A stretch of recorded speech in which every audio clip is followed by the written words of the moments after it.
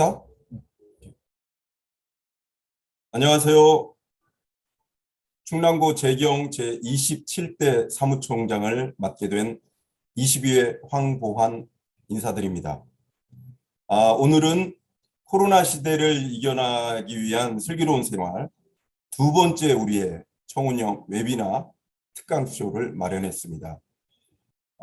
오늘 모시게 된 강사는 지난번 만에 아시죠? 우리 그 멋진 강연을 해주었던 윤상인 34기 미술 해설가가 진행을 할 거고요. 제목은 와인과 문화 예술에 대해서 여러분들과 한 1시간 이내로 아주 좋은 시간을 갖도록 하겠습니다. 윤상인 후배는 지금 영국에서 지금 활동 중인데요. 잠시 코로나로 인해서 지금 우리나라에 머물면서 여러 가지 활동을 하고 오늘은 와인에 대해서 여러분들을 위해 우리 동문들을 위해 이렇게 특강을 마련했습니다. 자, 그러면 우리 그 와인과 문화예술에 대한 강의를 하기 전에 이번 제27대 회장을 맡은 김용현 회장님의 인사 말씀을 잠시 듣도록 하겠습니다.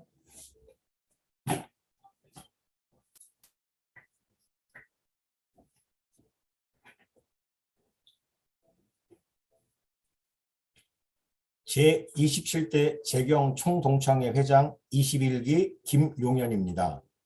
제27대 재경 총동창회 2022년 금년 첫 번째 행사로서 제2회 청운형 웨비나에 오신 동문 선배님들, 후배님들 진심으로 환영합니다. 상반기에 대면 행사는 어려울 듯하여 비대면 행사로 오늘 제2회 청운형 웨비나 행사를 준비하였고요. 다음 달 5월에는 제2회 청운형 유튜브 콘테스트 경연대회를 하고자 합니다.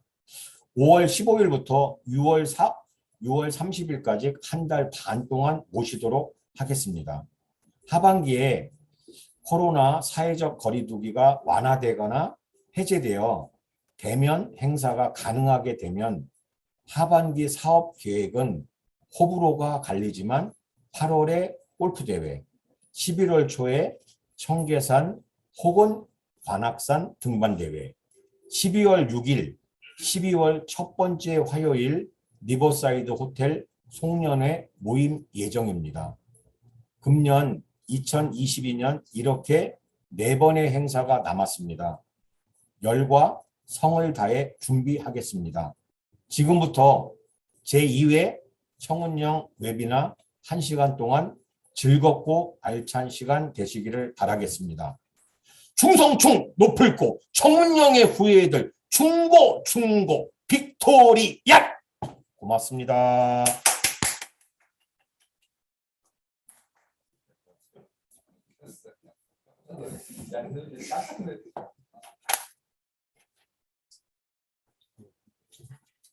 여러분 안녕하세요. 반갑습니다. 미술해설가 윤상인입니다.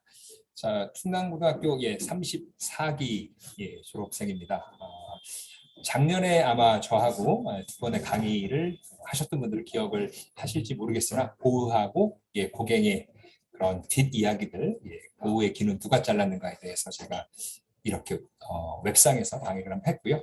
그리고 또 작년 연말로 기억하는데 위스키에 대해서 강의를 하였습니다. 자, 오늘은 위스키에 이어서 와인 강의를 한번 하려고 이 자리에 왔는데요. 제가 뭐 와인 소믈리에나 와인 전문가는 아닙니다. 하지만 제가 올해로 23년 동안 유럽 생활을 했는데 어쩔 수 없이 와인을 23년 동안 마시게 되었습니다. 와인을 마시다 보니 참 뭐랄까요, 굉장히 좋은 술이기도 하고요. 그 다음에 또 와인이 담고 있는 이야기들이 너무 많아서 오늘은 그런 것들을 우리 동문분들과 같이 공유하기 위해서 이 자리에 나왔으니 그냥 편안하게 들어보시면 좋을 것 같고요. 그동안 여러분들이 접하셨던 그런 딱딱한 와인 강의라기보다는 와인을 마시면서 기본적으로 와인은 포도로 담는 술이다 보니 그 포도들의 종류라든가 포도들이 갖고 있는 성향, 또 마찬가지로 마시고 있는 와인에 담겨 있는, 얽혀 있는 그런 이야기들, 특히 이제 문화, 예술, 역사에 관한 이야기들을 알게 된다면 그 와인을 마시는 자리, 그 모여 있는 분들과 더욱더 의미 있는 시간을 가질 수 있지 않을까 하는 생각으로 오늘 강의를 준비했습니다. 자, 앞에 보시면 보르도 지역에 있는 샤또를 제가 이제 배경으로 이렇게 사진을 선택을 했는데요. 와인은 말 그대로 자연과 또 사람과 또 여러분 토양이 만들어내는 정말 신의 물방울이 아닌가라는 생각을 하고 있는데, 그럼 천천히 우리 한번 와인의 세계로 들어가 보도록 하겠습니다. 자,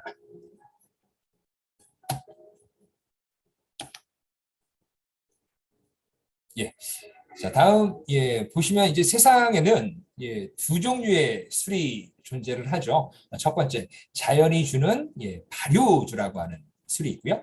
또 그 자연이 만들어준 발효주, 발효주의 한계는 도수겠죠. 도수가 20도 이상을 만들지 못하다 보니 인류가 화학적 기법을 이용해서 그 발효주 안에 있는 순수 알코올을 증류를 시킵니다. 그래서 이제 이렇게 크게 두 가지의 종류로 술을 구분할 수 있다, 이렇게 보시면 좋을 것 같은데, 첫 번째 발효주 그룹에 들어가 있는 술, 우리가 많이 마시는 술이죠. 막걸리라는 술이 있죠. 베이스는 다 아시는 것처럼 쌀을 가지고 만드는 술이고요. 그 다음에 또 흔히 볼 수 있는, 또 여름에 가장 사람들이 많이 마시는 맥주라는 술이 있는데, 맥주는 보리를 발효시켜서 만든 술이겠죠. 그리고 오늘 우리가 알아보는 와인은 포도라고 하는 과일을 발효시켜서 만드는 술을 우리가 일반적으로 와인이라고 합니다. 그렇다면 우리 증류주를 잠깐 볼까요? 자, 그럼 아까 보셨던 것처럼 쌀을 발효시켜서 만든 술이 막걸리라고 했는데, 그럼 그 막걸리를 증류하면 어떤 술이 될까요? 바로 우리가 알고 있는 소주가 되는데, 이 소주는 우리가 일반적으로 슈퍼에서 사거나 식당 가서 마시는 그 희석식 소주가 아니고 안동소주라든가 우리가 요즘에 자주 마시는 화요라든가 이런 증류식 소주가 있는데, 이 소주가 바로 쌀을 가지고 만든 거죠. 또 그럼 아까 보리를 발효시켜서 만든 맥주를 증류하면 위스키가 되고요. 또 오늘 우리가 알아보는 와인이라고 하는 술을 증류하면 바로 브랜디에서는 꼬냑이 가장 유명한데 이러한 술이 나옵니다. 그리고 이제 수수를 가지고 만든 발효주를 증류하면 백주라고 하는, 우리 중국 식당에 가면 자주 드실 수 있는, 흔히 빼가리라고 하죠. 빼가를 만드는 재료는 수수라고 보시면 좋을 것 같고요. 또 보드카라고 하는 술도 증류주인데, 보드카는 감자를 주로 사용해서 만드는 증류주이다. 이렇게 크게 우리가 마시는 술이 어떠한 그룹에 속해 있는지를 알고 계시고 이번 강의를 계속 진행해 보도록 하겠습니다. 자, 다음 보시면 제가 이제 세계 지도를 하나 이렇게 펼쳐놨죠. 왜냐하면은 와인이라고 하는 과일은 정말 너무나도 다양한 지역에서 재배되고 생산되기 때문인데요. 뭐 우리가 아는 것처럼 미국이라든가 아니면 남미, 호주, 또 아프리카의 남쪽에 있는 우리 그 남아프리카 공화국이라고 하죠. 이런 지역에서도 와인이 생산이 되고 있고, 또 마찬가지로 포도가 재배가 됩니다. 하지만 오늘 1시간 동안에 이 지역 이야기를 전부 다 하기는 시간적으로 한계가 있다 보니, 제가 오늘은 유럽 중에서도 프랑스라고 하는 지역의 와인, 또 이제 프랑스라고 하는 지역에서 주로 재배하고 있는 포도의 종류가 또 어떤 종류인지, 또 그 포도의 종류에 따라서 어떠한 특징을 갖고 있고, 그 특징은 와인에 어떻게 녹아 들어가는지에 대해서 알아보도록 하겠습니다. 자, 스페인도 와인으로 유명하고 이탈리아도 와인으로 유명하지만 우리는 오늘 프랑스라고 하는 지역으로 떠나보도록 하겠습니다. 자, 다음 페이지 보시면은 아마 프랑스 많이 다녀오셨을 겁니다. 제가 지금 이렇게 두 장의 그림을 여러분들한테 보여드리고 있는데, 왼쪽에 있는 그림 같은 경우는 프랑스의 지도이고, 우리 먼저 이제 파리라고 하는 지역을 한번 찾아보시고요. 파리를 중심으로 남서쪽입니다. 남서쪽으로 대략 한 500km 정도 떨어져 있는 곳에 보르도라고 하는 지역이 있어요. 아마 우리 일반적으로 보르도 와인이다라고 하는 이야기를 많이 들어보셨을 겁니다. 그 보르도는 바로 지역 이름이라고 보시면 좋을 것 같은데, 오늘 제가 소개시켜 드리는 와인들은 전부 다 지역성을 굉장히 강하게 띠고 있죠. 그러다 보니 프랑스의 지역 이름을 아시는 게 굉장히 중요한 것 같아요. 왜냐하면 우리도 우리의 전통술을 얘기할 때 안동 소주라든가 지역 이름을 붙이는 것처럼 프랑스의 지역이 와인을 이해할 때는 굉장히 중요하다, 이렇게 이해하시면 좋을 것 같고요. 자, 첫 번째 보르도라고 하는 지역을 확인하셨으면 오른쪽에 있는 그림에 나오는 보르도 지역을 잘 보도록 하겠습니다. 자, 일단 우리 왼쪽 프랑스 지도에서 볼 수 있는 것처럼 제가 프랑스만 이렇게 띄어놨지만 프랑스의 서쪽은 전부 다 대서양과 맞닿아 있죠. 자, 보르도는 보시면 아시겠지만 대서양에 아주 붙어 있죠. 대서양과 이어지는 가롱이라고 하는 강이 있는데 오른쪽에 있는 보르도 지도를 보시면 강이 이렇게 여러분들 보르도 지역으로 들어올 수 있는 걸 볼 수가 있죠. 자, 강이 들어오면서 양쪽으로 나뉘는 걸 볼 수가 있는데 아마 이런 얘기 많이 들어보셨을 거예요. 보르도 강의 뭐 좌안이다, 우안이다. 이건 전부 다 강 줄기를 가지고 어느 지역에서 와인이 생산되었는지를 우리가 구분할 때 쉽게 여러분들 강을 중심으로 나눈다라고 보시면 좋을 것 같은데 이쪽에서 나오는 와인 중에서 가장 유명한 와인이 메독이라든가 뭐 풀리아라든가 아마 와인에 관심 있는 분들은 아마 이런 이름들을 많이 들어보셨을 겁니다. 그럼 우리는 이 보르도라고 하는 지역의 특징은 어떻고 또 보르도라고 하는 지역에서는 어떠한 종류의 포도를 재배해서 와인을 만드는지를 한번 알아보도록 하겠습니다. 지도상으로 보시면 아시겠지만 대서양과 가깝게 있으면서 해양성 기후를 갖고 있겠죠. 아주 온화한 날씨를 갖고 있고 또 바다의 영향으로 강수량도 풍부한 곳이라고 보시면 좋을 것 같고요. 또 토양실이 우리가 알고 있는 화산지를 갖고 있기 때문에 포도를 키우기 아주 적합한 이건 여러분들 인간의 노력으로 할 수 없는 부분이고 자연적으로 신이 준 하나의 선물 같은 곳이 바로 이 지역적 특성이지 않나 이렇게 볼 수 있습니다. 그럼 우리는 보르도에서 생산되는 포도를 한번 알아보도록 하겠습니다. 자, 지금 보시면 사진으로 제가 세 가지의 다른 품종의 포도를 보여드립니다. 그런데 이 사진을 보고 나는 어떤 포도인지 맞출 수 있다. 이런 분들은 전 거의 없다고 봅니다. 불가능한 일이에요. 그리고 지금 나오고 있는 포도들은 보르도 지역에서 많이 재배가 되지만 보르도 지역에서만 재배가 되는 게 아니에요. 우리 아시겠지만 프랑스에서는 예전에 전염병이라든가 이런 게 돌고 또 마찬가지로 2차 세계대전 때 이 프랑스에 있는 와인밭이 많이 파괴가 되면서 또 마찬가지로 프랑스 사람들이 신대륙 우리가 알고 있는 호주라든가 미국이라든가 남미로 이민을 갈 때 이러한 와인 나무를 가지고 갔기 때문에 칠레라든가 아니면 여러분들 호주라든가 남미에서도 같은 종의 포도가 재배가 됩니다. 하지만 그쪽에 가서 기후와 땅이 다르기 때문에 같은 나무를 심었더라도 이후에 나오는 포도의 성향이 달라지는 거죠. 이런 것들을 알고 계셔야만이 나는 어떤 포도를 좋아하는데 그 포도 중에서도 나는 보르도 어느 지역에서 나온 포도가 좋더라. 아니 나는 보르도보다는 우리 알고 있는 뭐 칠레라든가 이런 곳에서 생산된 포도가 좋더라. 이런 것들은 전부 다 개인 취향인 것 같습니다. 그러니까 물론 우리가 와인이나 위스키를 살 때 가장 크게 구매에 있어서 아니면 좌지우지 되는 것 중에 하나가 가격인데 너무 가격에 여러분들 영향을 받지 마시고 많은 와인을 드셔보시고 또 마찬가지로 드실 때 그냥 와인이다, 프랑스 와인이다 이것보다도 어떠한 포도가 몇 퍼센트가 들어가 있는지를 좀 확인하시면서 그 포도의 특성들을 알면서 드시면 좋지 않을까라는 생각으로 제가 이 포도를 소개시켜 드리는데요. 그렇다면 첫 번째, 맨 처음 나오고 있는 메를롯이라고 하는 포도를 보도록 하겠습니다. 제가 66%라고 이렇게 써놨죠. 무슨 얘기냐? 이 보르도 지역에서 생산되는 포도양의 66%는 멜롯이라고 하는 포도를 생산을 하고요. 두 번째, 가장 많이 볼 수 있는 포도죠, 여러분들. 까르베 소비뇽이라고 합니다. 한국에서 제가 이제 한 1년 반 정도 있다 보니 와인을 좋아하시는 분들이 이 까르베 소비뇽 이름이 너무 긴지 이걸 줄여서 까쇼라고 부르더라고요. 까쇼라고 불리우는 이 포도를 한 22% 정도 재배를 하고요. 또 마지막에 까르베 프랑크라고 하는 포도를 한 10% 정도 재배를 하는데요. 그렇다면 이 포도가 갖고 있는 각 특징은 어떨까요? 자, 맨 왼쪽에 나오고 있는 멀롯이라는 포도가 가장 무난한 맛을 낸다고 보시면 좋을 것 같아요. 무난하다는 얘기는 그렇게 하면 시지도 않고 가장 풍미가 좋은 맛을 낸다고 보시면 좋을 것 같은데 그래서 보르도 와인에서 가장 많은 부분을 차지하는 포도가 바로 멀롯이라고 하는 포도종입니다. 자, 멀롯이라고 하는 포도를 66% 생산한다는 얘기는 그만큼 많이 포도가 생산이 된다는 얘기고요. 또 이 보르도 지역에서 나오는 와인의 특징은 하나의 포도를 가지고 만드는 와인보다는 여러 가지 포도를 섞어서 만드는 게 일반적이죠. 그 당시 때 가장 많은 분량을 차지하는 포도가 바로 지금 여러분 멀롯이라고 하는 포도다. 이렇게 보시면 좋을 것 같고요. 자, 두 번째. 까르베 소비뇽이라고 하는 포도인데 이 포도는 개성이 굉장히 강하다고 보시면 좋을 것 같아요. 그래서 그 강한 개성을 가지고 타닌이라든가 바디감이라든가 이런 걸 여러분들 와인에 이렇게 장착을 해주는 포도가 바로 이 까베 소비뇽이라고 보시면 좋을 것 같고요. 그다음에 마지막 나오는 까르베 프랑크라는 포도는 굉장히 색이 좋죠, 여러분들. 색과 향이 좋다 보니 이런 우리가 와인을 마실 때 첫 번째 맡는 향, 또 마지막에 와인을 마시고 숨을 내뱉었을 때 나는 향이라든가 이런 부분을 담당하는 게 까르베 프랑크라고 보시면 좋을 것 같아요.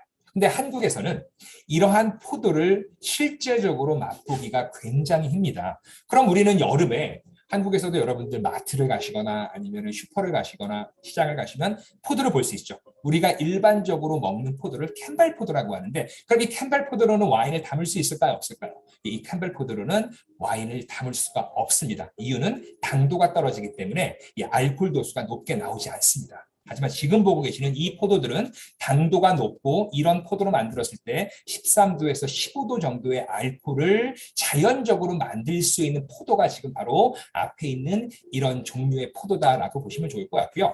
일반적으로 보르도 와인을 사셨을 때는 어떤 포도가 몇 프로 들어있다라고는 잘 써있지 않습니다. 하지만 여러분들 뒷부분의 라벨을 잘 보시면 이 포도에 그 블렌딩한 퍼센티지를 잘 써놓고 있으니 어떤 포도가 얼만큼 들어갔는지를 여러분들 확인하실 수가 있습니다.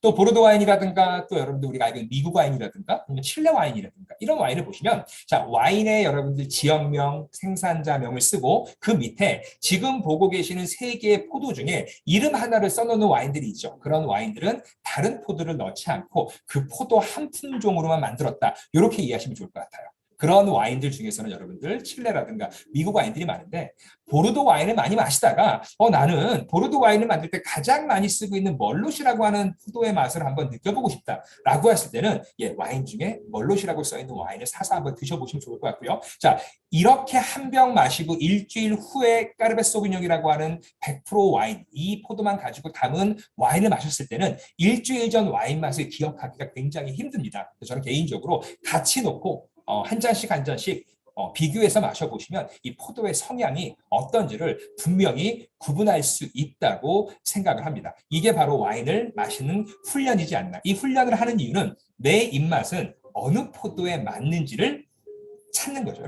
그게 아주 중요한 와인을 마실 때 특징이다. 이렇게 보시면 좋을 것 같고 자, 그 다음에 여러분 또 화이트 와인을 또 빼놓을 수가 없죠. 보르도 지방에서는 화이트 와인을 많이 생산하지 않습니다. 보르도 지방은 90% 이상 레드 와인을 생산하는 지역이고요. 하지만 보르도에서도 이렇게 화이트 와인을 담을 수 있는 포도종을 재배를 합니다. 가장 많이 재배하고 있는 포도가 여러분들 맨 왼쪽에 나오는 세미용이라고 하는 포도를 많이 심고요. 그다음에 소비뇽 블랑이라고 하는 포도를 심죠. 소비뇽 블랑은 여러분들 프랑스에서도 많이 생산이 되지만 요즘 한국에서 가성비 좋은 화이트 와인을 찾으실 때는 소비뇽 블랑을 저는 개인적으로 추천을 해드립니다. 그리고 소비뇽 블랑 중에서도 뉴질랜드에서 여러분들 재배한 포도를 갖고 만든 화이트 와인을 선호하고요. 그 중에서도 뉴질랜드 지역에서도 말보로라고 하는 지역에서 재배된 소비뇽 블랑을 가지고 만든 화이트 와인은 잘 사시면 여러분들 2만 원 아래로 사셔도 시원하게 드시면 아주 청량감을 비롯해서 더운 여름에 그 낮이라든가 아니면 여러분 샐러드라든가 이런 생선 요리 드실 때 너무 잘 어울리게 마실 수 있는 와인 중에 하나가 바로 소비뇽 블랑이라고 하는 포도인데 자 우리가 여기서 중요하게 같은 포도지만 재배한 지역에 따라서 포도 맛이 달라집니다. 이걸 전문 용어로 우리가 때루아가 다르다라고 얘기하는 부분인데요. 때루아는 그냥 쉽게 해석하시면 땅이라고 해석하시면 좋을 것 같아요. 불어로 땅을 때루아라고 하는데 포도가 자란 땅의 차이가 같은 품종의 포도도 어떻게 다르게 키워내는지를 구분하기 위해서는 프랑스에서 재배된 소비뇽 블랑으로 만든 와인 한 병과 뉴질랜드에서 자란 소비뇽 블랑을 가지고 만든 와인을 비교해서 드시는 걸 저는 개인적으로 가장 강하게 추천을 해드립니다. 그리고 이제 마지막에 보시면 가장 적은 퍼센티지를 차고 있는 무스카델이라고 하는 포도를 제가 소개시켜 드리는데 이 포도는 일반적으로 서리를 맞춘 다음에 좀 이렇게 포도에 당분을 올리죠. 디저트 와인을 만들 때 많이 쓰는 포도의 종류가 무스카델이라고 하는 포도까지 보르도 지역을 대표하는 화이트 와인 포도 품종을 제가 여러분들에게 소개를 시켜드렸습니다. 그렇다면 이 지역에서 나오는 유명한 와인들을 한번 알아보도록 할게요. 아마 이런 이야기 다 들어보셨을 겁니다. 5대 샤또라고 하는. 그 5대 샤또는 무엇일까요? 자, 여기서 우리가 이제 중요하게 아셔야 될 것 중에 하나가 바로 샤또라고 하는 프랑스 단어죠. 샤또는 우리말로 번역하면 성이라고 여러분들 이해하시면 좋을 것 같아요. 예, 보르도에 있는 와이너리 안에 들어가 있는 와이너리 주인이 살고 있는 성을 얘기한다라고 보시면 좋을 것 같은데 5대 샤또는 정확하게 1855년도죠. 우리가 알고 있는 프랑스 박람회를 할 때 그 당시 때 나폴레옹 3세라고 하는 당시 프랑스 황제가 이 프랑스 와인의 등급을 정하기 위해서 아주 뭐랄까요, 우리 AOC라고 부르죠. 보르도 지역에 있는 와인의 등급을 나눠줍니다. 그 당시 때 첫 번째 상위 그룹에 들어가 있는 그랑프리 중에서도 1등급의 4개의 와이너리를 정해주죠. 그 4개의 와이너리가 바로 오브리온과 두 번째 나오고 있는 라뚜르라는 와인, 그다음에 세 번째는 여러분들 당신 아니었고요. 그다음에 네 번째에 나오는 라핏 로실드, 또 마지막에 나오는 샤또 마고라고 하는 4개의 와인이 지금부터 여러분들 거의 한 200년 전, 아니 그 이후 이렇게 여러분들 우리가 알고 있는 그 규율이 정해지기 전부터 이 4개의 와인은 그 누가 마셔도 보르도에선 가장 맛이 좋은 와인이라고 여러분들 아주 유명했던 와인들이에요. 이 와인들이 지금 우리에게 5대 샤또라고 하는 이름으로서 알려지게 되었는데 중간에 들어가 있는 무똥 로실드는 어떤 와인일까요? 자, 무똥 로실드는 와인이 좋았음에도 불구하고 그 당시 때 이 1등급 그랑프리에 끼지 못했었죠. 하지만 이들의 노력에 의해서 1973년도에는 이들도 5대 샤또와 어깨를 나란히 하는 그룹에 들어가면서 이 5개의 그 와인, 우리가 알고 있는 보르도를 대표하는 품종인데 이런 와인들은요. 가격이 너무 비쌉니다. 요즘 같은 경우는 코로나 시기이기도 하고 또 여러분들 우크라이나 전쟁 때문에 수입하는 게 어려워지다 보니 2, 3년 전보다 훨씬 더 가격이 올랐을 텐데 지금 여러분들 보고 계시는 이런 와인들은 전부 다 한 병에 100만 원 이상씩 하는 와인이다 보니 쉽게 마실 수는 없죠. 하지만 또 여기서 이런 여러분들 질문을 하실 수가 있어요. 어떤 질문이냐? 그럼 비싼 와인은 다 맛있는 와인이냐? 그럼 비싸면 비쌀수록 맛이 있을 수 있는 확률은 당연히 높아지겠죠. 하지만 그렇지 않은 와인 중에서도 먹을 만한 와인이 많다는 얘기예요. 근데 그걸 알기 위해선 자기 입맛이 어느 와인을 좋아하는지를 아시는 게 가장 중요할 것 같습니다. 그래서 개인적으로는 지금 우리가 마트라든가 이런 데 가면 2만 원이나 3만 원짜리 와인을 팔 겁니다. 레드 와인 중에서 여러분들 2만 원이나 3만 원짜리 중에 좋은 와인을 찾는다? 물론 있긴 하겠지만 거의 하늘의 별 따기라고 보시면 좋을 것 같아요. 그래서 개인적으로 와인을 입문하시는 분은 개인적으로는 5만 원 이상의 와인을 저는 추천을 해드립니다. 이유는 와인을 처음 마셔보는 사람한테 2만 원이나 3만 원짜리 와인을 주면 대부분 그런 답변이 돌아옵니다. 나는 와인과 잘 맞지 않는다. 왜? 마실 수 없는 와인을 마셨기 때문이에요. 더 쉽게 설명해드리면 감을 예로 들어볼게요. 우리가 먹는 과일 있지 않습니까? 나는 감이란 과일을 처음 먹는데 내 아는 지인이 땡감을 준 겁니다.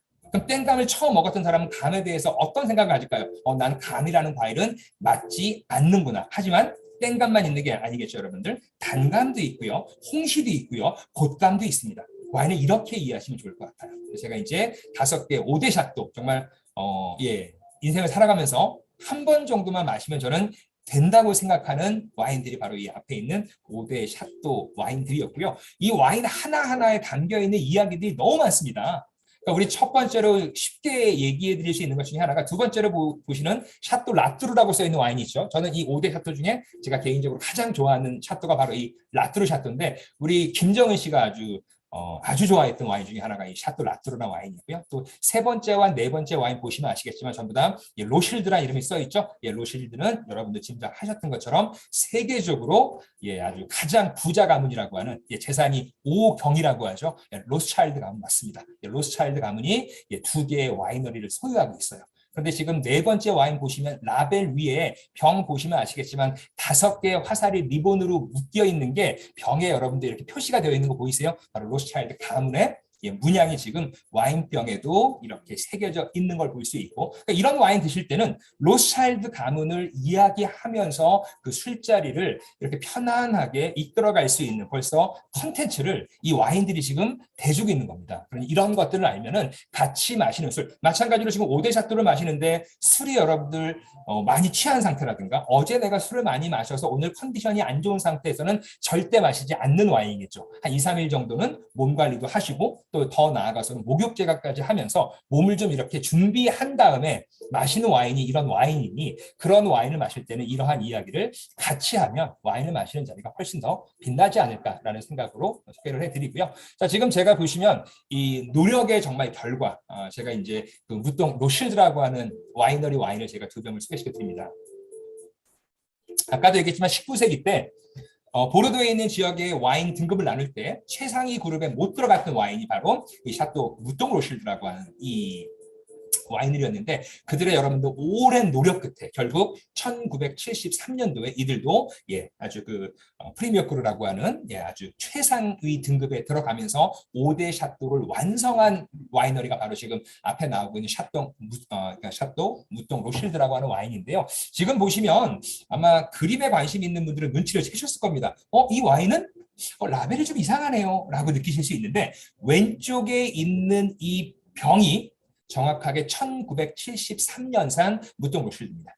그럼 1973년산 무동 로실드는 어떤 의미를 갖고 있을까요? 그들이 여러분들 100년 가까이 노력한 결과가 드디어 꿈이 실현된 해가 1973년도겠죠. 또 마찬가지로 1973년도는 우리가 알고 있는 그 유명한 파블로 피카소라고 하는 스페인 화가가 영면한 해가 바로 1973년도죠. 그래서 이때부터 이 무동 로실드는 그 해마다 자기네들이 와인을 만들 때 가장 전 세계적으로 잘 나가고 있는 유명하고 핫한 예술가들의 작품을 와인 라벨로 쓰는 게 전통이 되었습니다. 1973년도 와인 라벨에는 피카소의 그림이 그려져 있고요. 그리고 오른쪽에 있는 이 샤또 이 무동 로실드 2013년산을 제가 사진으로만 갖고 나왔는데요. 그럼 여러분들 자세히 보시면서 2013년도 라벨에는 어떤 그림이 그려져 있는지 잘 한번 보세요. 어떤 그림이 그려져 있습니까? 저는 보입니다. 점이 하나 찍혀 있죠. 바로 한국이 낳은 21세기 최고의 작가 이완 작가의 작품이 여러분들 2013년도 무동 로실드를 장식을 했습니다. 그렇다면 여러분들 이완 씨는 어떠한 레벨에 있는 작가라고 보시면 좋을 것 같까요? 살아있는 피카소에 해당하는 아주 21세기를 대표하는 세계적인 작가가 바로 이완 씨 작가인 거죠. 그렇다면 여러분들 오늘 아니면 내일 여러분들이 갖는 와인 자리에서 2013년도 무동 로실드가 나온다. 당연히 여러분들 이 와인을 마시는 자리는 무슨 이야기로 시작을 하면 좋을까요? 이완 씨의 예술 세계로 이완 씨의 예술과 함께 시작하면 훨씬 더 격조 높은 술자리가 되지 않을까라는 생각으로 제가 여러분들 이 와인을 소개시켜 드렸고요. 그 다음에 방금 전에 제가 소개시켜 드렸던 와인은 너무나도 여러분들 비싸고 고가의 와인이고 일반적으로 마실 수 없는 와인이다 보니 제가 그 밑에 등급 와인들을 좀 소개시켜 드릴게요. 아까도 얘기했지만 프리미어 크루가 있고요. 우리가 2등급, 3등급, 4등급, 5등급까지 와인들이 쭉 나눠져 있는데요. 그랑크루 중에서요. 그렇다면 거기에 속해 있는 와인들 맛이 없을까요? 아니죠. 엄청나죠, 여러분. 제가 지금 개인적으로 제가 좋아하는 와인들 몇 병을 갖고 나왔는데요. 3병은 레드 와인이고요. 1병은 여러분들 화이트 와인입니다. 화이트 와인이라고 하긴 그렇지만 약간 좀 디저트 와인식의 달콤한 와인을 갖고 나왔습니다. 자, 린시바시라고 하는 와인과 뽕데카네, 그 다음에 여러분 샤또 빨머라고 하는 와인을 갖고 나왔는데요. 이런 와인들은 지금 우리가 사면 보통 한 20에서 한 30만 원 정도 한 병에 구매를 할 수 있는 와인들입니다. 자, 20만 원에서 30만 원을 얘기했던 얘기는 우리가 와인샵에 가서 살 수 있다는 얘기고요. 이런 와인들을 보통 식당에 가서 먹을 때는 적어도 3배 정도 가격을 받는다고 보시면 좋을 것 같아요. 지금 앞에 나와 있는 이 3병의 레드 와인들은 식당에서 드실 때는 한 병에 80만 원에서 100만 원 정도 주셔야 되는데 집에서 드시면 3분의 1 가격으로 드실 수 있으니 매일 드시는 건 권해드리진 않지만 우리가 1년 중에 좀 이렇게 특별하게 기념을 해야 되는 날 있지 않겠습니까? 그런 날은 한 병 정도, 1년에 한 병씩은 마실 수 있는 와인이 아닌가 생각을 합니다. 자, 그리고 이제 맨 오른쪽에 있는 와인이 굉장히 좀 독특한 와인이에요. 우리가 샤또 디겜이라고 하는 와인이고 또 보르도 중에서도 소테른이라고 하는 지역에서 생산되는 와인인데 일명 한국에서는 예전에 이건희 와인으로 굉장히 유명했던 와인입니다. 자, 이건희 씨는 참 재미있게도 술을 마시지 못했던 분이랍니다. 그런데 이건희 씨는 정말 한 습이라고 하죠. 한 모금을 즐기셨던 분인데 이 와인이 굉장히 달콤한 와인이에요. 그리고 이제 우리가 디저트 와인이라고 하죠. 후식을 먹을 때 많이 먹는 와인 중에 하나가 이 샤또 뒷겜인데 이 뒷겜은 해를 거듭하면 거듭할수록 숙성을 오래 시키면 시킬수록 색이 여러분들 아주 황금빛으로 변하는 특징을 갖고 있습니다. 근데 이 와인이 유명세를 탈 수 있었던 첫 번째 사건 중에 하나는 우리 그 토마스 제프리라고 하는 미국의 3대 대통령이 있습니다. 이 토마스 제프리 대통령이 프랑스에서 미국 대사로 근무하고 있을 때 이 사람이 여러분들 와인을 너무 좋아했답니다. 프랑스에 근무를 하면서 와인에 대한 관심도도 높아지고 또 마찬가지로 와인이 너무 좋다 보니 프랑스의 보르도에 직접 방문해서 여러분들 와인을 공부하고 자기가 좋아하는 와인들을 이렇게 여러분 순위를 매긴 다음에 미국으로 복귀할 때 가장 많이 사서 간 와인이 바로 샤또 딕겜이에요. 그 당시 때 100년 넘은 일이겠지만 당시 미국으로 복귀할 때 샤또 딕겜을 40박스를 가져갔답니다. 40박스를 가져가서 어떻게 했을까요? 40박스를 다 마시진 않고 그중에 30박스를 당시 대통령이었던 조지 워싱턴한테 30박스를 주고 자기가 한 박스를 마셨다는 일화가 있을 정도로 아주 토마스 제프리가 좋아했던 샤또 딕겜, 지금까지도 사랑을 받고 있는 와인인데 우리가 일반적으로 접하기에는 좀 가격이 있긴 하지만 나중에 기회가 된다면 이런 와인 마실 때는 제가 지금 얘기해드렸던 이 토마스 제프리라든가 조지 워싱턴 아니면 돌아가신 이건희 씨 이런 얘기하면서 와인 자리를 좀 이렇게 딱딱한 분위기를 편안하게 녹일 수 있는 그런 이야기거리를 갖고 있는 와인들입니다. 좋습니다. 이렇게 제가 이제 보르도라고 하는 지역을 살짝 한번 설명을 해드렸고요. 이제는 개인적으로 좋아하는 프랑스의 부르고뉴라고 하는 지역을 한번 가도록 할 건데 프랑스에는 와인 산지가 여러 곳이 됩니다. 그 중에서도 이제 프랑스 와인의 양대 산맥이라고 할 수 있는 곳이 방금 전에 보셨던 보르도 와인과 이번에 제가 소개시켜드리는 부르고뉴라는 지역의 이 와인인데 부르고뉴의 특징이 있어요. 부르고뉴는 아까 보르도랑 다르게 포도를 블렌딩을 하지 않습니다. 물론 하는 데도 있지만 기본적으로는 한 포도를 가지고 만드는 게 이 부르고뉴 와인의 가장 큰 특징이에요. 그래서 포도 본연의 맛을 잘 느낄 수 있는 그런 특징을 갖고 있는데 그렇다면 부르고뉴라는 지역의 특징과 부르고뉴에서 재배하는 포도는 어떤 포도들이 있는지 같이 한번 알아보도록 하겠습니다. 자, 먼저 지역을 아는 게 굉장히 중요하죠. 지금 보시면 아시겠지만 파리에서 그렇게 멀지 않습니다. 빨갛게 제가 표시를 해놨고요. 지금 보시는 곳이 부르고뉴고요. 부르고뉴 위쪽에 있는 곳이 바로 우리가 샴파뉴라는 지역이 있어요. 샴파뉴는 오늘 제가 얘기하지는 않지만 샴페인이라고 하는 술이 또 생산되는 지역이 샴파뉴라는 지역인데 그럼 이제 우리 부르고뉴 중에서도 와인을 어떤 포도를 가지고 생산하는지 같이 알아보도록 하겠습니다. 첫 번째, 자 지금 이 강의를 듣고 계시는 분 중에 우리 집 벽 어딘가에는 지금 여러분들이 보고 있는 이 지도가 붙어 있다. 그분들은 곧 망하실 겁니다. 왜냐? 지금 이게 바로 이제 부르고뉴 지역에 포도를 재배하는 곳에 여러분들 와이너리를 지도별로 제가 이렇게 지도에서 와이너리별로 쭉 이렇게 묘사를 해 놓은 건데 이 지역의 특징은 굉장히 와인밭이 작아요. 우리가 알고 있는 로마네 꽁띠라고 하는 한 병에 3천만 원, 4천만 원 하는 와인도 다 이 지역에서 나옵니다. 그럼 여러분들 한 병에 3천만 원, 4천만 원짜리 와인을 물론 마실 수 있으면 마시면 되지만 그렇지 않은 경우에 차선책으로 할 수 있는 것 중에 하나가 뭘까요? 그 와인이 생산되는 옆에 있는 밭에서 생산되는 포도를 가지고 만든 와인을 마시는 게 가장 합리적인 방법이지 않나라고 저는 개인적으로 생각을 하는데요. 지금 보시는 지도를 제가 좀 상세하게 좀 확대를 해보도록 하겠습니다. 방금 전에 보셨던 이 지도 윗부분입니다. 우리가 알고 있는 부르고뉴라는 지역에서도 바로 꼬트드니라고 하는 지역인데 지금 보시는 이 지역이에요. 꼬트드니, 꼬트드본 이렇게 나오는데 아마 이 지역은 전 세계에서 땅값이 가장 비쌀 곳이 바로 이 지역입니다. 강남의 땅값은 여러분들 이 지역에 비교할 수가 없습니다. 왜냐? 프랑스에 있는 시골에 있는 포도밭인데 포도나무의 가치 때문에 전 세계에서 여러분 땅값이 가장 비싼 곳 중에 하나가 지금 보고 계시는 프랑스의 부르고뉴 중에서도 꼬트드니라고 하는 지역이에요. 그럼 위에 보시면 여러분들 제가 동그라미처럼 디종이라고 써놨죠. 디종이 바로 부르고뉴의 메인 도시입니다.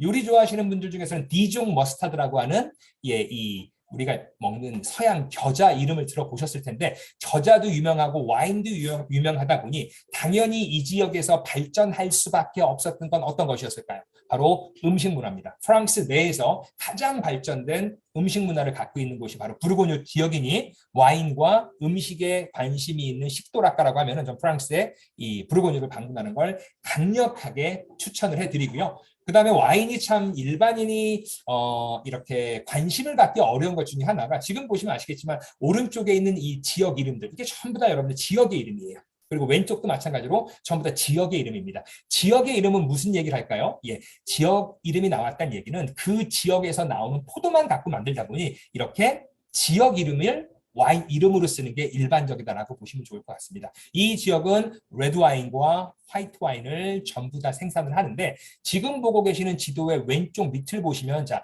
꼬뜨도라고 써 있죠. 자, 위에 피노누아라고 써 있는 거 볼 수가 있고요. 아래는 샤도네라고 써 있는 거 볼 수 있죠. 피노누아는 여러분들 부르고뉴를 대표하는 레드 와인을 만들 때 쓰는 포도 종자고요. 샤도네라는 포도는 많이 들어보셨을 겁니다. 이 샤도네가 바로 부르고뉴 지역에서 생산되는 정말 수준 높은 질 좋은 화이트 와인을 생산할 때 쓰는 포도인데 지금 와이너리를 이렇게 제가 써놓고 앞에 보시면 예, 검은색과 여러분들 그 샤도네 색을 같이 이렇게 해놨죠. 그게 바로 이 레드 와인을 생산하는지 아니면 화이트 와인을 생산하는지를 아니면 같이 생산하는지를 이렇게 보실 수 있게 아주 쉽게 잘 정리되어 있는 지도가 바로 앞에 있는 이 지도예요. 저는 개인적으로 여기에서 여러분들이 좀 관심을 가져줬으면 하는 지역이 지금 오른쪽에서 위에서 세 번째 보시면 지브르샹브리 땅이라고 볼 수가 있고요. 그 밑에 보시면 샹볼 무진이라고도 볼 수가 있고요. 그 밑에 부조라고 써 있죠. 정말 클로드 부조라고 하는 정말 아름다운 와인을 만들어 보시고 본 로마네라든가 일상 조지라든가 그 밑에 보면 여러분 뽀마라는 지역 전부 다 너무나도 유명한 와인들이기 때문에 와인 애호가들은 꼭 알아야 될 지역 중에 하나가 바로 이 지역이니 그럼 이 지역에서 생산되는 와인들은 어떠한 포도로 만드는지 한번 보도록 하겠습니다. 앞에 있는 이 포도예요. 아까 우리 보르도 지역에서 보셨던 멀롯이라든가 까베르 소비뇽이라든가 그런 포도로 봤을 때 저는 제가 직접 가서 다 보고 포도도 따서 먹어봤습니다. 근데 육안으로 구분하기는 굉장히 힘들어요.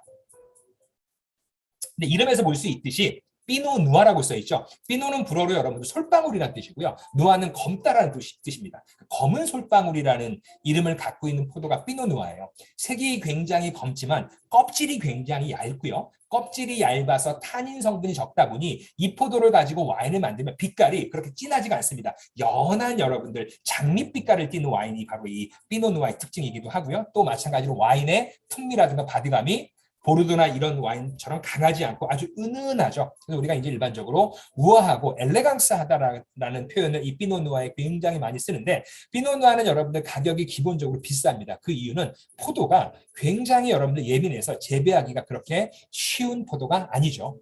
피노누아는 프랑스의 부르고뉴를 대표하는 포도 종자다라고 이해하시면 좋을 것 같고 자 와인을 좋아하시는 분한테 이렇게 물어보시는 게 좋을 것 같아요. 어느 포도를 좋아하세요? 어느 와인을 좋아하세요? 라기보다 어떤 포도를 좋아하세요? 라고 했을 때 피노누아를 좋아한다라고 하면 분명해지는 겁니다. 어느 성향의 와인을 좋아하는지. 그 정도로 피노누아는 와인 세계에서는 가장 사랑받고 고급 품종으로 인식되어 있는 포도가 여러분들 피노누아라는 포도고요. 자 그럼 피노누아를 가지고 만든 와인이죠. 자, 아까 제가 여러분들한테 얘기해 드렸어요. 자, 우리가 이름을 잘 보셔야 된다. 맨 왼쪽에 나오는 지브르샹브리 땅이라고 자란 피노누아를 갖고 만들었는데 그 중에서도 프리미어 꿀이라고 써 있죠. 그다음에 여러분들 2001년도에 생산된 포도를 가지고 만들었다고 자기 자신을 여러분들 정확하게 지금 얘기해 주고 있어요. 나는 어디에서 왔으니 내가 나라는 와인을 만들 때 이 포도를 썼는데 이 포도가 갖고 있는 특징은 이런 특징이고 자 나는 2001년도에 태어났으니 저는 이런 맛을 낼 겁니다 라고 지금 소비자들한테 보여주고 있는 거예요.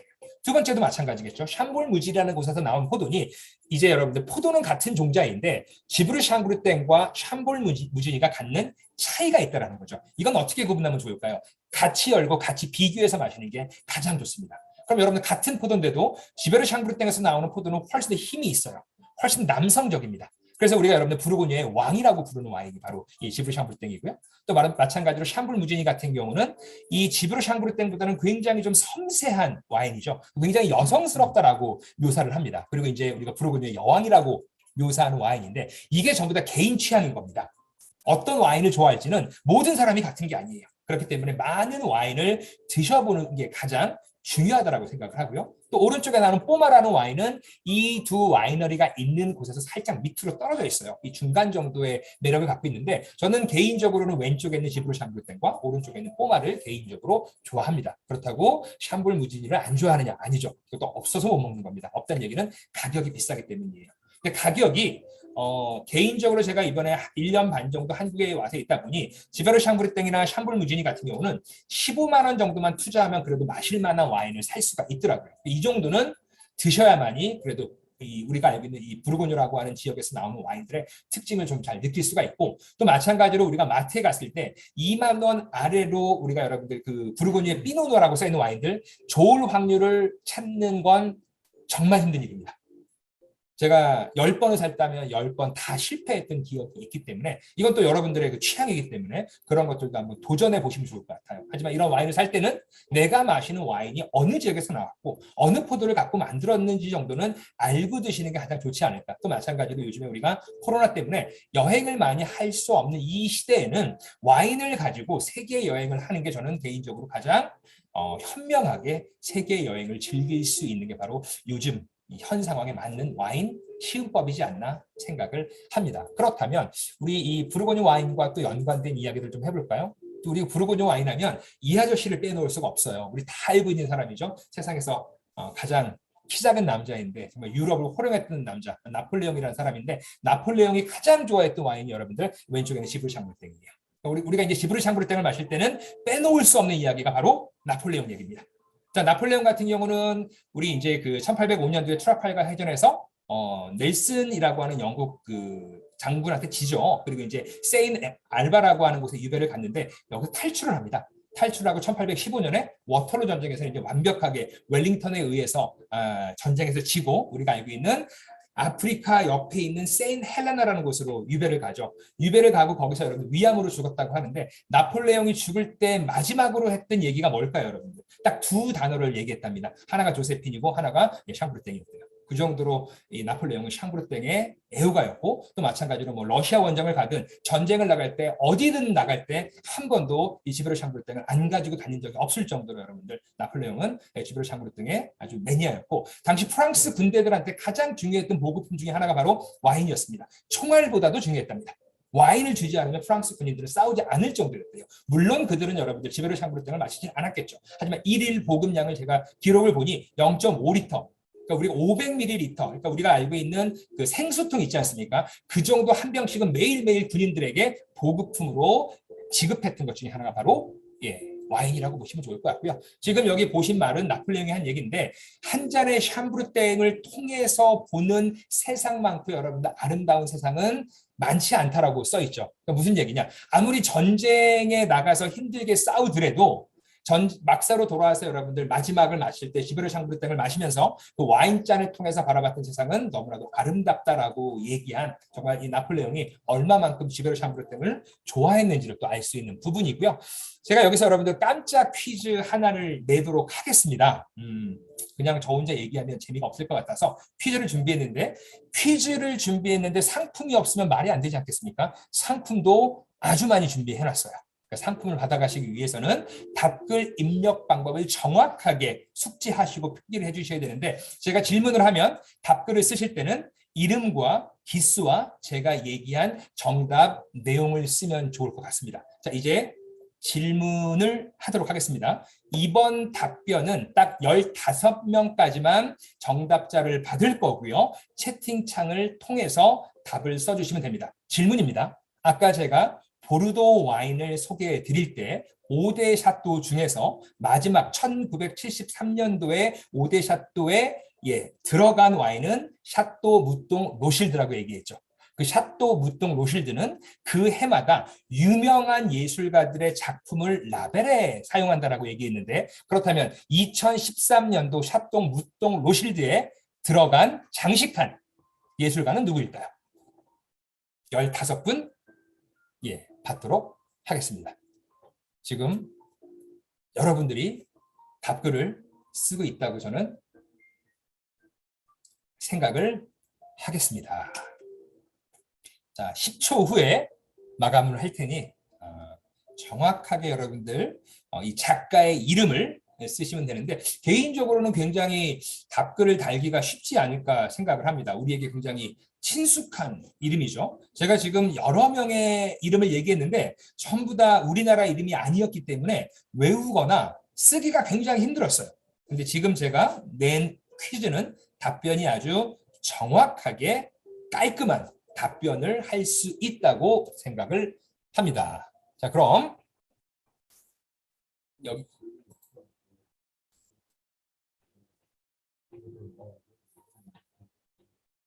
자, 그렇다면 여기에서 종료를 하겠습니다. 이게 다가 아닙니다. 강의 마지막에 또 하나의 퀴즈가 준비되어 있으니 지금 15번째 이후에 답글을 다하신 분은 그때를 기약하시면 좋을 것 같고요. 계속해서 넘어가도록 하겠습니다. 자, 이번에는 우리 이제 부르고뉴를 대표하는 우리 그 화이트 와인을 담는 품종이죠. 바로 샤도네라고 하는 품종에 대해서 한번 알아보도록 할 건데요. 부르고뉴라는 지역의 특징인 것 같습니다. 레드 와인을 만드는 피노누아나 화이트 와인을 만드는 샤도네, 정말 둘 다 우아하고 아주 엘레강스하고 델리커트하다는 표현이 맞지 않나 생각을 하는데요. 이 샤도네는 어떠한 와인을 만드는지 한번 보도록 하겠습니다. 자, 지금 제가 여러분들한테 이 세 병의 와인을 소개시켜 드리는데 맨 왼쪽에 나오는 와인은 부르고뉴를 대표하는 화이트 와인이죠. 몽라쉐라는 와인이에요. 몽라쉐는 지역 이름인데요. 요 몽라쉐 같은 몽라쉐라는 지역에서 생산된 여러분들 그 샤도네를 가지고 만든 포도 중에서도 그랑크루 등급을 받은 와인이 바로 요 와인이에요. 요 와인은 아마 마셔보시면 지금까지 여러분들이 마셨던 화이트 와인과는 정말 다른 향과 또 다른 맛을 낼 겁니다. 포도로 만들었다라고는 믿을 수 없을 정도의 여러분 복숭아 향이라든가 살구 향이라든가 꽃향이라든가 이런 게 정말 온 입을 가득 채우는 와인이에요. 가격이 좀 비싸다는 흠이 있기 때문에 이건 이제 이런 와인이 있다라는 걸 알아두시면 좋을 것 같고 두 번째, 세 번째 와인은 우리가 쉽게 구할 수 있는 와인이에요. 자, 두 번째로 보시면 샤블리라고 하는 와인인데 아마 여러분들 샤블리라는 이야기 많이 들었을 겁니다. 샤블리도 프랑스에 있는 지역 이름이죠. 샤블리라는 지역도 전부 다 샤도네라고 하는 품종을 주로 심는 곳인데 아마 여러분들 친구분이 와인을 선물했는데 물어볼 수 있죠. 야, 어떤 와인을 준비했니? 샤블리 준비했어 라고 얘기하면 이건 100% 부르고뉴에서 나오는 그것도 샤블리라는 지역에서 나오는 샤도네를 가지고 만든 포도다라고 얘기하시면 좋은데 샤블리 같은 경우는 가격이 천차만별이겠지만 한국에서 여러분들 잘 사시면 5만 원대에서 괜찮은 샤블리를 구하실 수가 있어요. 화이트 와인들은 칠링이라고 하죠. 좀 시원하게 해서 드시면 훨씬 더 청량한 맛이라든가 또 향이라든가 그런 걸 잘 느낄 수가 있는데 샤블리 정도는 우리가 쉽게 일상에서 드실 수 있는 와인이고요. 그 다음에 맨 오른쪽에 나오는 와인은 저렴한 와인이에요. 그런데도 마실만하기 때문에 제가 여러분들 소개시켜드립니다. 자, 지금 제가 몽라쉐라는 지역을 소개시켜드렸고 샤블리라는 지역을 소개시켜드렸고요. 이번에 또 우리가 화이트 와인을 좋아하시는 분들한테 빼놓을 수 없는 지역이 바로 부르고뉴 저 밑에 위치해 있는 막공이라는 지역입니다. 지금 보시면 막공 빌리지라고 써있죠. 막공이라고 하는 지역은 샤도네를 심는데 샤도네로 담긴 했으나 가격이 상당히 저렴하고요. 지금 보고 계시는 왼쪽에 있는 두 병보다는 약간 단맛이 강해요. 누구라도 쉽게 즐길 수 있고요. 지금 제가 보여드리고 있는 와이너리는 루이자도라고 하는 와이너리고 지금 여러분들이 보고 있는 이 막공 빌라지 루이자도에서 나온 막공 빌라지는 지금 슈퍼에 가면 여러분들이 한 2, 3만 원 정도에 살 수 있는 와인이에요. 그러니까 오늘 강의를 들으시고 내가 이걸 한번 마셔보고 싶다라는 분들은 쉽게 그다음에 부담 없이 살 수 있는 와인이 바로 요 막공에서 나온 샤도네로 담은 와인이니 한번 드셔보시면 좋을 것 같은데 물론 왼쪽에 있는 몽라쉐와는 많은 차이가 있겠지만 여러분들 이 막공이라는 와인을 마시더라도 샤도네가 갖고 있는 품종을 샤도네가 이런 맛이구나라고 잘 느끼실 수가 있을 겁니다. 만약에 이런 기회가 있다면 자 막공과 몽라쉐를 같이 마신다. 이럴 때는 같은 포도인데도 불구하고 같은 부르고뉴라는 지역인데도 불구하고 이렇게 다른 맛을 낼 수 있는 건 바로 이게 때루아의 힘입니다. 땅의 토양이 다르기 때문에 그렇게 넓지 않은 지역인데도 불구하고 토양이 다르다 보니 같은 포도도 다른 맛을 낼 수 있는 정말 때루아가 얼마나 중요한지를 느껴보시려면 막공과 몽라쉐를 같이 한번 마시는 걸 추천을 해드릴게요. 좋습니다. 자, 그럼 우리 디종이라는 도시를 빼놓을 수 없어요. 디종이 바로 아까 제가 부르고뉴라는 지도에서 보여줬을 때 맨 위에 있었던 정말 부르고뉴의 메인 도시이자 부르고뉴의 심장이라고 보시면 좋을 것 같은데 자 부르고뉴 같은 경우는 12세기, 13세기 때 우리 이제 영국과 프랑스가 100년 전쟁을 할 때 이 부르고뉴는 프랑스 내에 위치하면서도 프랑스를 굉장히 싫어했어요. 그래서 이 프랑스 내에 있었던 부르고뉴는 영국과 손잡고 여러분들 프랑스와 싸웠던 굉장히 독특한 역사를 갖고 있는 곳이 부르고뉴라는 지역이고요. 또 부르고뉴를 얘기할 때 우리가 빼놓을 수 없는 그림이 바로 앞에 있는 그림이에요. 롤랑 제상과 성모자라고 하는 그림인데 지금 그림 보시면 왼쪽에 나와 있는 사람이 롤랑 제상이라고 하는 당대 여러분들 이제 15세기 때 부르고뉴에 있었던 제상이죠. 그러니까 당시 우리가 알고 있는 용담공 필립이라고 하는 부르고뉴 공작 다음으로 지위가 높았던 사람이다 보니 너무나도 부자였던 사람이에요. 그 부자였던 사람이 죽고 나서 나중에 자기가 생명을 다하고 나서 구원을 받기 위해서 어떤 그림을 화가한테 주문했느냐. 자기가 갖고 있는 부와 명예를 전부 다 누구한테 바치겠다? 성모 마리아하고 아기 예수한테 바치겠습니다. 라고 하는 내용을 그려달라고 했죠. 누구한테요? 화가가 바로 얀 반 아이크라고 하는 네덜란드, 지금으로 치면 여러분 정확한 벨기에이긴 하지만 우리가 알고 있는 벨기에 네덜란드 플랑드르라고 하는 지역에 있었던 화가한테 주문을 합니다. 그 당시 때는 지금부터 600년 전은 이 부르고뉴 공작이 네덜란드와 플랑드르를 전부 다 소유하고 있었기 때문에 한 나라라고 보시면 좋을 것 같아요. 그래서 이 북유럽에 있었던 아주 인기 있었던 화가들을 부르고뉴 공작들이 불러다가 자기네들이 원했던 예술품을 작업을 했던 아주 가장 중요한 그림 중에 하나인데, 이 그림은요 어마어마하게 디테일이 잘 살아있는 그림이에요. 그림 자세히 보시면 아시겠지만 우리가 눈으로 볼 때 3명 정도의 사람밖에 보이지 않으나 이 그림을 자세히 보시면 그림에는 한 200명 정도의 사람이 들어갑니다. 자, 이 그림에 어디에 200명 정도의 사람이 들어가 있을까요? 제가 그림 확대한 겁니다. 어디냐면 지금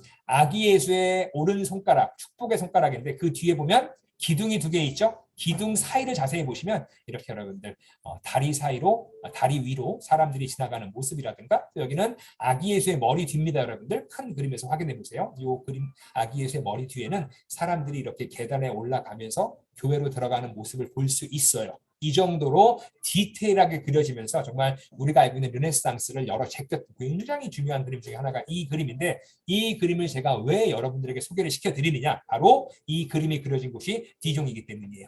자, 지금은 롤랭 제상이 있고요. 그 뒤에 보면 창문 밖으로 교회가 보이실 겁니다.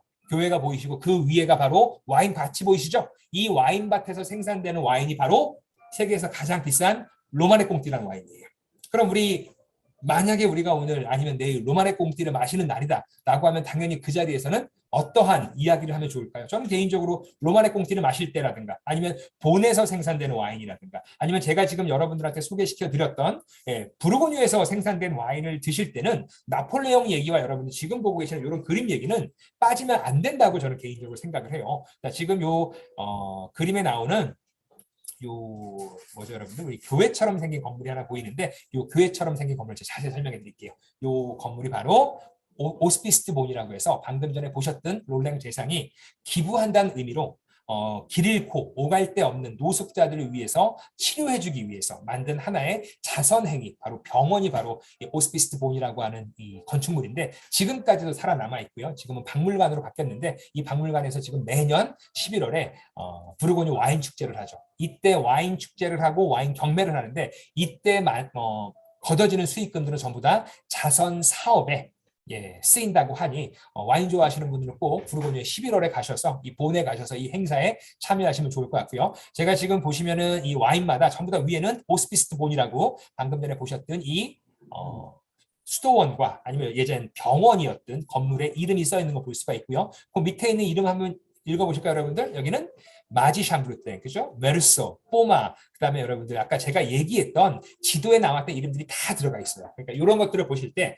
그 지역에서 나온 샤도네라든가 그 지역에서 나온 피노누아를 갖고 만든 와인이 이런 와인들은 이러한 맛이겠구나라고 여러분들이 상상을 하시면 좋을 것 같고요. 자, 요 와인이 바로 그 유니콘이라고 불리우는, 정말 평생 동안 한 번 마시면 여러분들 전생에 나라를 구했다고 하는 로마네 꽁띠라고 하는 와인인데, 오늘 강의 참여하신 분들이 꼭 여러분들 살아가시면서 로마네 꽁띠를 죽기 전에 한 병씩은 마실 수 있는 날이 오는 걸 바라면서 저도 오늘 강의를 마치도록 할 건데요. 제가 오늘 여러분들에게 또 마지막으로 퀴즈를 하나 내도록 하겠습니다. 퀴즈는요, 마지막 퀴즈예요.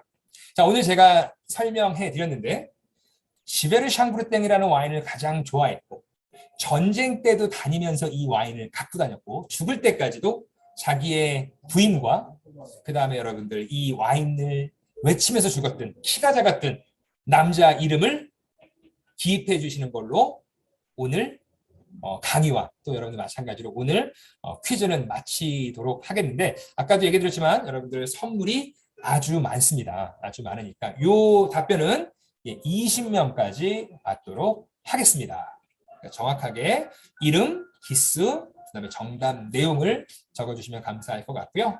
오늘 끝까지 강의에 참여해 주셔서 너무나도 감사드립니다. 저는 34기 윤상인이었고요.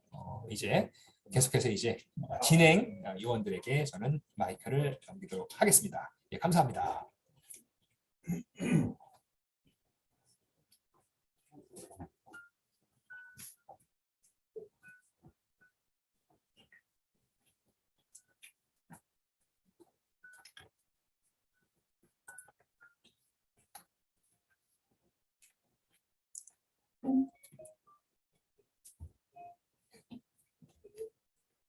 지금 열심히 답글 달고 계시죠? 정답 아주 쉽습니다. 키는 저보다 좀 작고요. 인물은 저보다 좀 떨어지지만 아주 세계적인 인물이었죠. 성이 아마 나씨라고 생각해. 나씨. 저는 하씨인데요. 하진필 아시죠? 자, 이제 20분 바로 마감토록 하고요. 지금 오늘 원래 예정했던 시간이 10시였기 때문에 아주 정확히 끝나는 것 같습니다. 이렇게 지금 이 시간까지 또 우리 동문님들 들어와 주셔서 같이 이렇게 와인에 대해서 또 문화 예술에 대해서 배우는 시간을 했고요. 이거는 그 유튜브에 혹시 못 보신 분들은 유튜브에 또 업로드가 돼서 다시 보실 수 있고요.